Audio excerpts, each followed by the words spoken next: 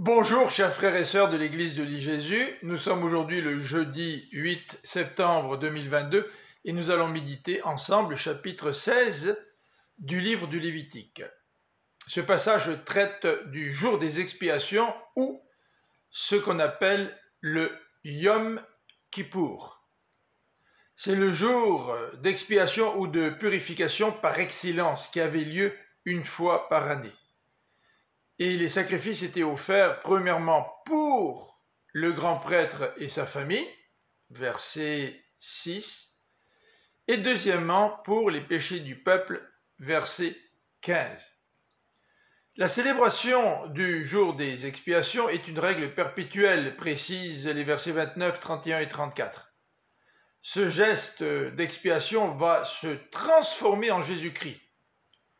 Cette expiation est encore en vigueur aujourd'hui, au travers de Christ, même si nous n'offrons plus de sacrifice, car le sacrifice de Jésus-Christ a eu lieu une fois pour toutes. Dans les versets 29 à 31, Dieu demande au peuple de faire preuve d'humiliation. Dans la tradition juive, un moyen pour exprimer l'humiliation, c'était le jeûne. Le texte ne précise pas si le peuple devait jeûner durant cette fête du Yom Kippour. Mais toujours est-il, il devait se présenter devant Dieu dans un état d'humiliation qui s'exprimait par le repos. Ce jour-là, le peuple ne faisait aucun travail, mais il recevait le pardon sans accomplir quoi que ce soit. L'Épître aux Hébreux décrit le contraste entre l'œuvre de Jésus-Christ et le rituel du Yom Kippour. Le grand prêtre devait offrir le sang des sacrifices pour son propre péché. Il avait un accès limité à Dieu.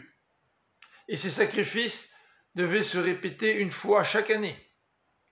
Tandis que Christ lui-même offre sa vie, son sang, non pour ses propres péchés, mais pour les nôtres.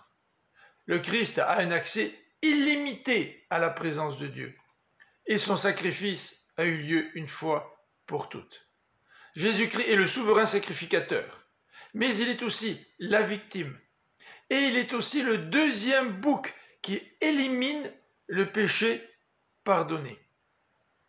Dans les versets 20 à 22, il nous est décrit ce que le prêtre allait accomplir avec le deuxième bouc. Le premier était offert en sacrifice, le deuxième restait en vie, et le grand prêtre posait ses mains sur ce deuxième bouc vivant pour effectuer symboliquement le transfert des péchés du peuple sur ce bouc. À l'occasion de ce geste, le prêtre va aussi confesser les péchés du peuple. Et ensuite, il va relâcher le bouc qui va emporter tous les péchés au désert.